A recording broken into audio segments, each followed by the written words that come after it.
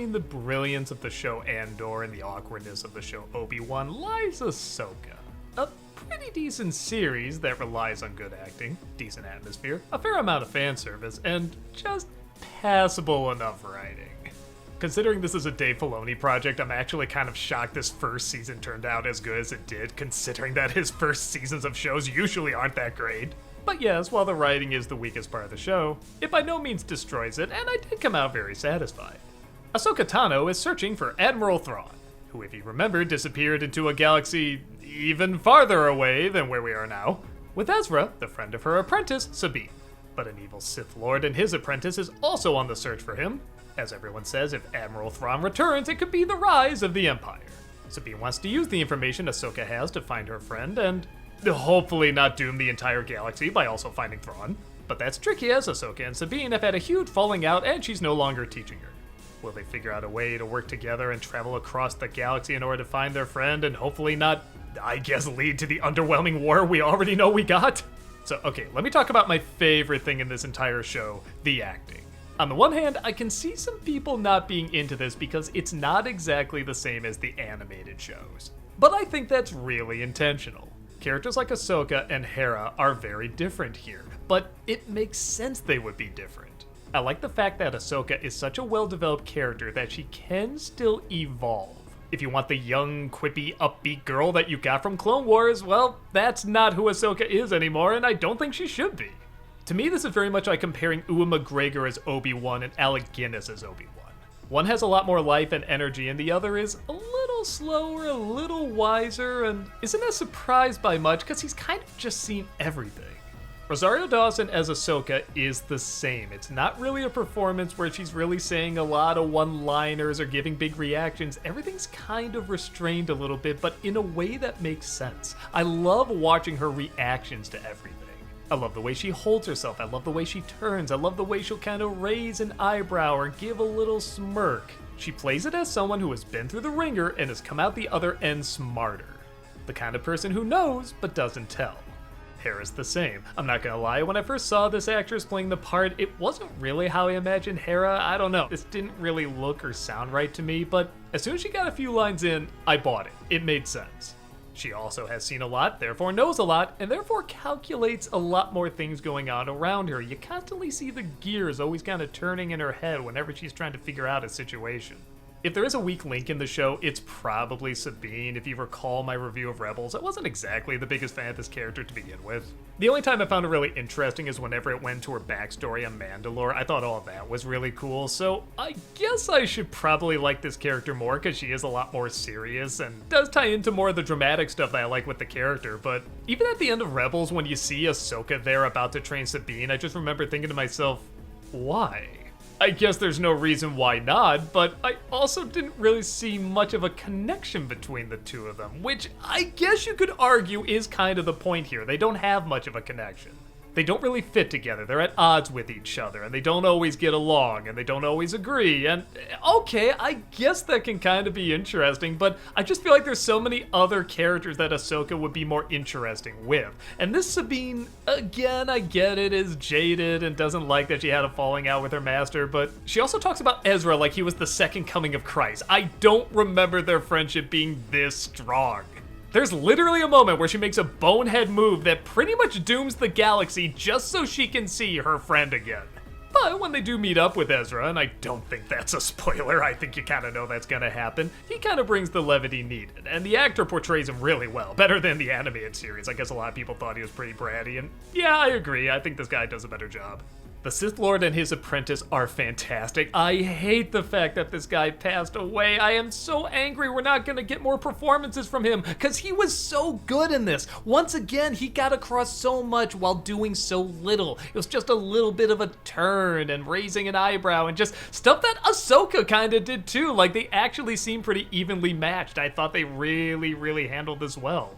And while his apprentice doesn't say much, he's got those great crazy eyes. I just love how much these actors are saying without having to actually verbally say anything.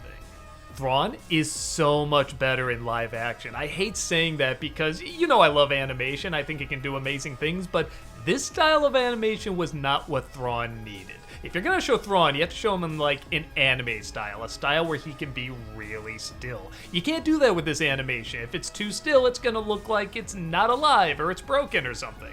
But in live action, even the same actor can give the exact same performance, but actually seeing him there being so still makes a huge difference. I was actually kind of wondering, why is everyone so afraid of this guy? I remember him in Rebels, and he really wasn't that big a threat. I did not find him that intimidating.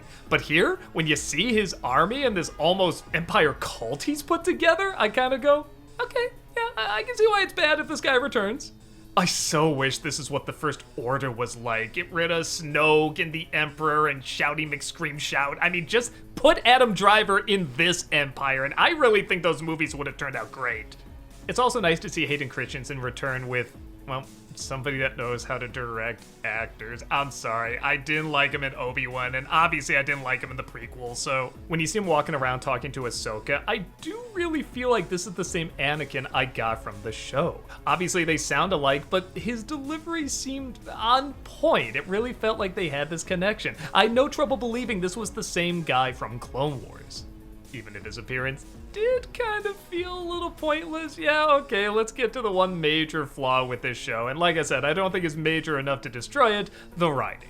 This is nowhere near the worst writing we've had for Star Wars, and like I said, it's hard to even say it's that bad. It's just standard. Everybody does the standard things you would think these characters would do, and they say the standard things you'd think they would say. After a meeting doesn't go well, somebody says, well, that went well. When they're introducing Sabine in front of this big crowd and she's supposed to make a big speech, guess what happens? It's exactly what you think happens. She's not there and she's driving away because, oh, she hates all that official stuff, which I love because that means she had to literally go from home to the city just so she could go from the city to home. There was no reason for this except to have a chase scene where they go, Sabine, you get back here. I also never fully understood the Sith Lord's plan. Like, he talks about, we just want power, we want balance, and it's just a little too vague. Like, I get it, the dark side, the light side, there's even some characters in between, but this guy was so damn interesting, I really do want a little bit more explanation. I don't know, maybe we'll get in the future.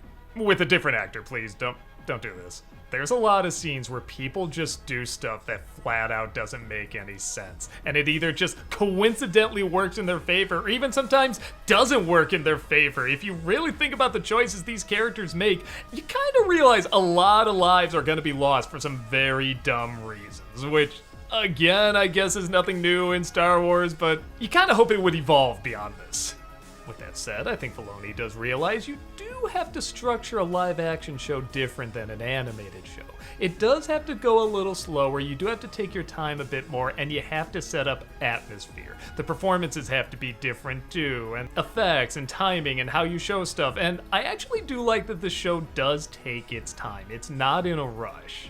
Again, because I think they are aware they have a good cast here, they do just let them react to things, and that's always my favorite part of stuff like this. Just seeing these great actors react to other great actors. And overall, while it never really got to any big ideas or big battles or big character moments, hell, the moment where Sabine and Ezra meet up is surprisingly kind of underwhelming. I actually thought Ahsoka and him meeting up was more emotional. I still feel like there's enough that kept me really interested. I don't know if they're going to do a season 2 or if they're just going to continue these characters in other Star Wars properties. Honestly, I think that might be the best. I don't know if the show has enough momentum for a season 2. But at the same time, I want to see what happens to these people. I want to see these actors again. Though I will give the warning right now, if you have not seen the other shows with these characters, Clone Wars and Rebels and so forth, you'll be able to follow this, but I don't know how much you're gonna care about it. They keep talking about these characters and their connections to them, and yeah, you can talk about all you want, but unless you see it, unless you're there with the characters, I don't think the writing does well enough to really make you understand why these people are as interesting as they are. But if you have seen the shows, I think the series is interesting enough.